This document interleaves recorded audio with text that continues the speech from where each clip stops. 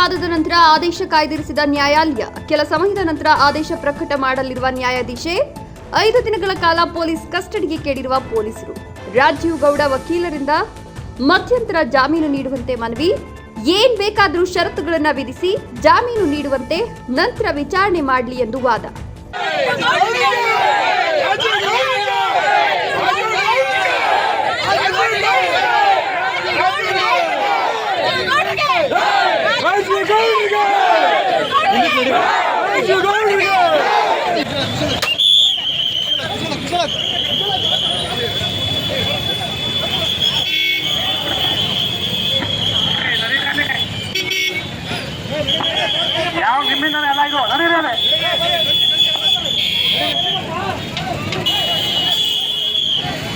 ಸರ್ಕಾರಿ ಅಭಿಯೋಜಕರಿಂದ ಜಾಮೀನು ನೀಡದಂತೆ ಪ್ರತಿವಾದ.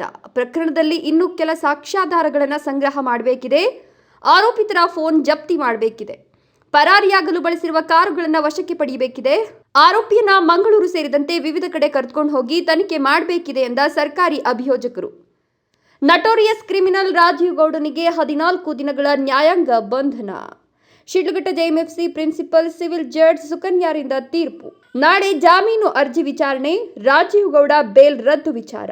ಬೇಲ್ ರದ್ದಾದರೂ ಬೆಂಬಲಿಗರಿಂದ ಸೆಲೆಬ್ರೇಷನ್. ಕೋರ್ಟ್ ಮುಂದೆ ಜಮಾಯಿಸಿದ್ದ ನೂರಾರು ಬೆಂಬಲಿಗರು. ಬೇಲ್ ರದ್ದಾದರೂ ಅಭಿಮಾನಿಗಳಿಂದ ಪುಂಡಾಟಿಕೆ. ರಾಜೀವ್ ಗೌಡರಿಗೆ ಜೈ ಅಂತ ಜೈಕಾರ. ಜೈಕಾರ ಕೂಗ್ತಿದ್ದ ಬೆಂಬಲಿಗರಿಗೆ ಲಾಠಿ ರುಚಿ. ಡಿವೈಎಸ್ಪಿ ಮುರಳೀಧರ್ ಲಾಠಿ ಚಾರ್ಜ್ ಮಾಡಿ ಬೆಂಬಲಿಗರನ್ನ ಚದುರಿಸಿದ ಖಾಕಿ.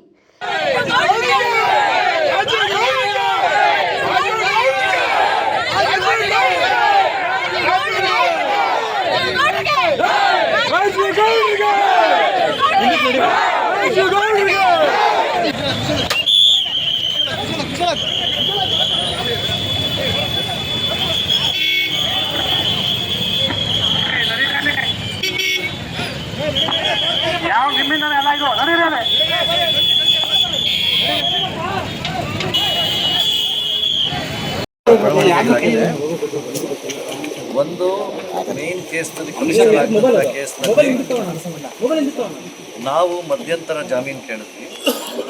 ಅವರು ಪೊಲೀಸ್ ಕಸ್ಟಡಿ ಕೇಳಿದ್ರು. ಪೊಲೀಸರು ಇಂತಹ ಪ್ರಕರಣಗಳಲ್ಲಿ ಸಾಕ್ಷ್ಯಾಧಾರಗಳನ್ನು ಮುಂಚೆ ಕಲೆ ಹಾಕಿಕೊಂಡಿರುವ ಪೊಲೀಸರು ಮತ್ತೆ ಸಾಕ್ಷ್ಯಾಧಾರಗಳು ಬೇಕಿಲ್ದಿರ ಪೊಲೀಸ್ ಕಸ್ಟಡಿ ಕೇಳ್ತಾ ಇದ್ದಾರೆ ಅಂತ ನಾವು ವಾದ ಮಾಡಿದ್ವಿ. ಯಾಕೆ ಅಂತಂದರೆ ಇದರಲ್ಲಿ ಇರೋದು ಸಾಕ್ಷ್ಯಾಧಾರ ಓನ್ಲಿ ಟೇಪ್ ರೆಕಾರ್ಡಿಂಗ್. ಆ ಟೇಪ್ ರೆಕಾರ್ಡಿಂಗ್ ಸಿಕ್ಕಿದ ಮೇಲೆ ಮತ್ತೆ ಇನ್ನೇನು ಸಾಕ್ಷ್ಯಾಧಾರಗಳಿಲ್ಲ. ಆದ್ದರಿಂದ ಅವರು ಪೊಲೀಸ್ ಕಸ್ಟಡಿ ಕೇಳ್ತಾ ಇರೋದು ಸಮಂಜಸವಲ್ಲ, ದಯವಿಟ್ಟು ರಿಜೆಕ್ಟ್ ಮಾಡಿ ಅಂತ ಒಂದು ಭಾಗ. ಇನ್ನೊಂದು ಭಾಗ ಬೇಲ್ ಕೊಡಿ, ಇಂಟ್ರಿಮ್ ಬೇಲ್ ಕೊಡಿ ಅಂತ ಕೇಳಿದ್ವಿ. ಕೋರ್ಟು ಅವರಿಗೆ ಪೊಲೀಸ್ ಕಸ್ಟಡಿ ಕೊಟ್ಟಿಲ್ಲ, ಜುಡಿಷಿಯಲ್ ಕಸ್ಟಡಿ ತಿರಸ್ಕರಿಸಿದ್ದಾರೆ. ಪೊಲೀಸರು ಕೇಳಿರೋ ಪೊಲೀಸ್ ಕಸ್ಟಡಿಯನ್ನು ತಿರಸ್ಕರಿಸಿ ಅವಶ್ಯಕತೆ ಇಲ್ಲ, ಯಾಕೆಂದರೆ ಸಾಕ್ಷ್ಯಾಧಾರಗಳನ್ನ ಕಲೆ ಹಾಕಿದ್ದಾರೆ ಅಂತ ಹೇಳಿದ್ದಾರೆ.